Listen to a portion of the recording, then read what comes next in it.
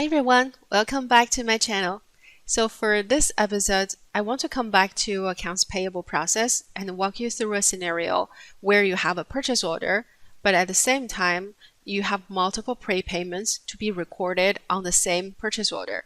So as you may know already from the default design from Microsoft, currently on a single purchase order, you can only apply one single prepayment. So sometimes that may cause some issues because from vendor's instruction, if you have multiple lines in that purchase order, they may request to have multiple down payments on that same purchase order.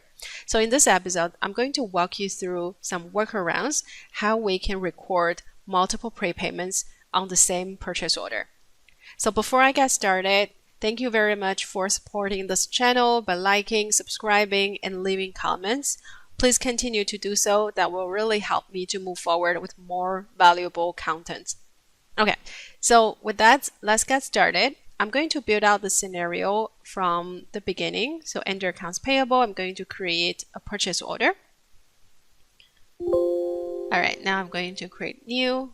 And then here, I'll select the vendor account. So in my scenario, I'm going to have multiple PO lines in that purchase order and multiple prepayments. So let me just pick a random, let's say this local hardware factory. And then I have delivery address. I'm going to pick a warehouse, which will automatically update my site information. And from there, I can click OK. Okay, now that brings me to the line level. I'm going to keep 2 lines just to make it simple, but you can have as many PO lines. The approach applies to the same, right? So I'll pick an item. It doesn't really matter for the demo purposes. I'll pick this carpet. And then to the right, I will select enter actually a new unit price. Let's do 300. And for my second line, I'm going to add one. And let's say for this one, I'll pick another item.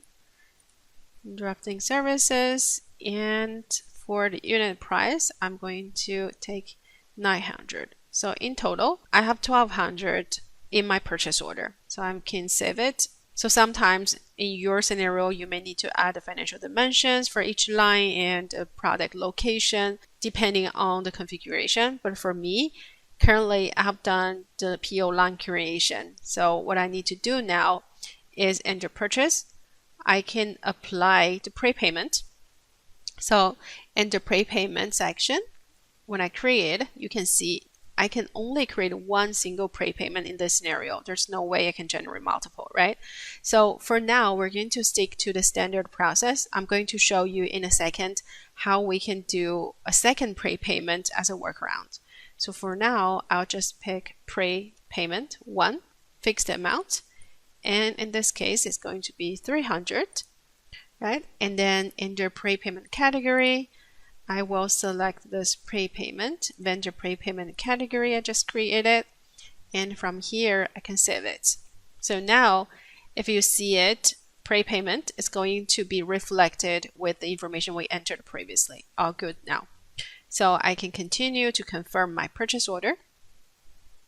And from there, this is your first step, right? The second step is going to generate your prepayment invoice. So that's going to happen in the invoice section. And then in the generate, you will pick prepayment invoice here. So just make sure you are not generating a final invoice, right? The type should be prepayment. So I'll use the same purchase order, but here I'll add pre1 just to make it easy to identify. And if I scroll down, you can see my unit price here is 300. That's my total first prepayment, right? So from here, I can post my invoice.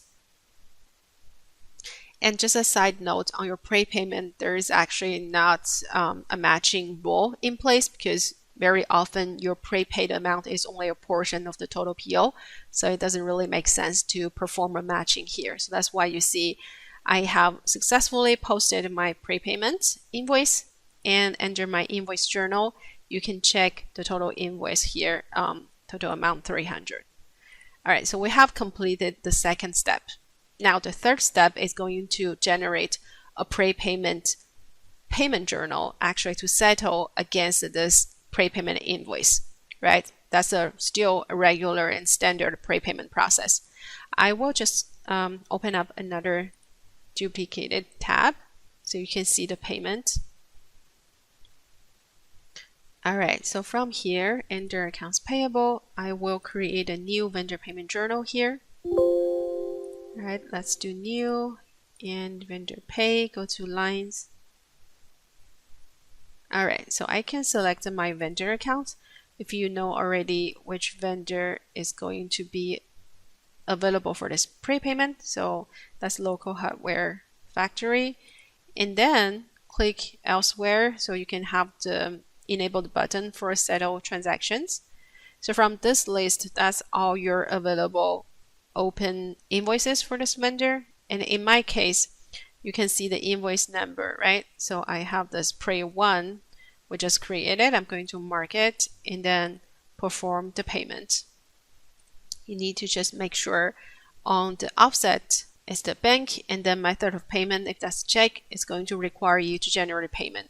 Just to make it simple, actually, I don't have other options. Both check and electronic will require a payment generation. So we can do check and then generate payments. Payment method, check, and let's go. Okay, that gives me the check number.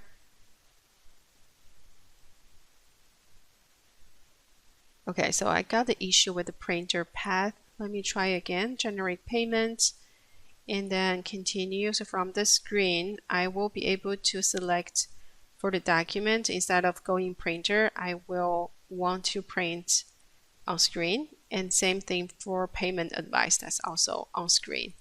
Now let's try again. Okay, so it passed through correctly and the payment status becomes sent. That means we are able to post this transaction.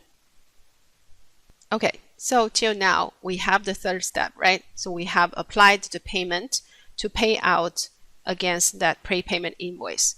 So now from here, you will see the interesting part, how we can use a workaround to manage a second prepayment. So I'm just getting back to my previous tab with my purchase order.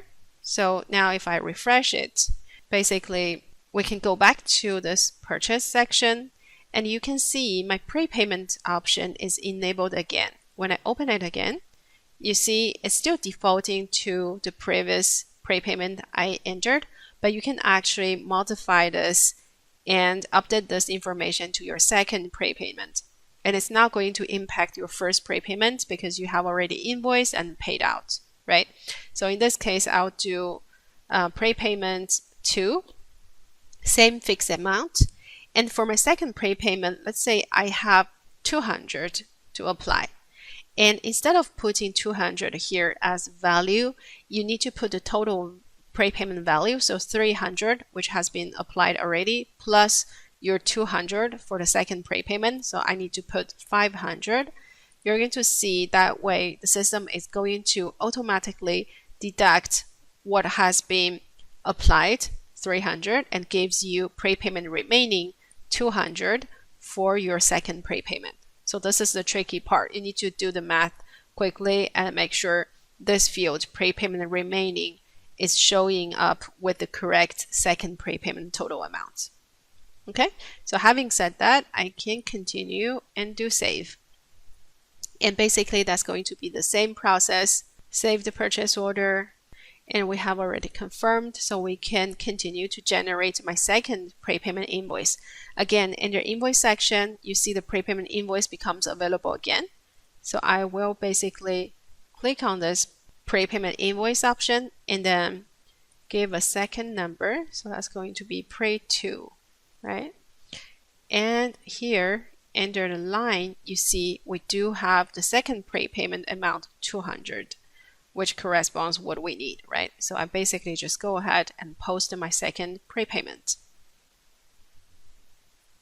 All right, now we can continue the process. Basically, you repeat the same thing. I'm going to switch to my vendor payment journal and create a new vendor payment journal here.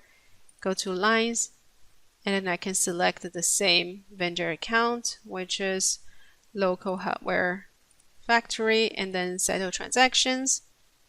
Okay, so what you see here, we have the prepayment invoice 2 showing up correctly. And then you basically just need to apply it.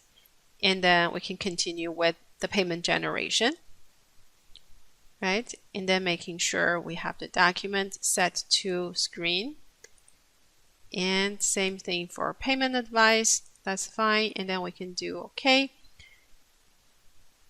All right, so now my check has been printed and I have my status to sent. I can post my transaction.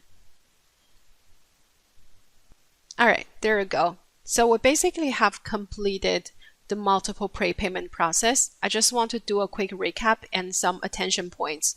First attention point is to be able to use this workaround with the second prepayment, you do need to complete fully the first prepayment process, meaning generating a prepayment invoice and create a payment journal to settle this prepayment invoice. Only from then you can access to the prepayment and create your second prepayment, right? So this is the first point. And second attention point is, please note, before you do the second prepayment, make sure you don't issue any final invoice on your purchase order. If you do the final invoice already, then the system will no longer give you that option to create or edit the prepayment because we consider that transaction has been closed because you have a final invoice created, right? So this is a very important point. And with that, just to finalize this total process, if I go back to my purchase order, so from here, let's say you have generated multiple prepayments, paid out those payments, and now the next step is going to have your warehouse team members to start doing the product receiving when they actually receive the goods at a warehouse level. So again, it's just regular standard process where you can generate one single product receipt, or if you have multiple deliveries, you can also generate different product receipt. Okay, so once I posted, the final step is going to generate your final invoice. So this is actually a very important point from what I just said, right? Do not generate your final invoice here before you create the second prepayment. Okay, so now I'm going to generate my final invoice to conclude the total process. Okay, and then I can give a final invoice number here. And you got a warning on the top, one or more pending invoices have unapplied prepaid invoices. And this is actually a setting.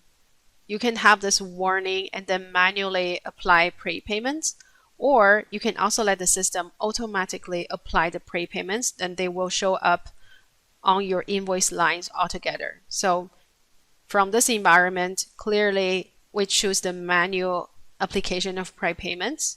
And here I just check the lines I want to include, total 500, and then apply prepayments. Okay, so now we can check on your invoice lines. You're seeing the initial 2 PO lines together with the 2 prepayments we just issued, right? And from here, you will be able to perform your matching status and finally post your final invoice. Okay, now we have done the whole end-to-end process to demonstrate how we manage multiple prepayments associated to the single purchase order. I hope this is helpful. Please feel free to comment and let me know your thoughts. Thank you for watching. See you in the next episode.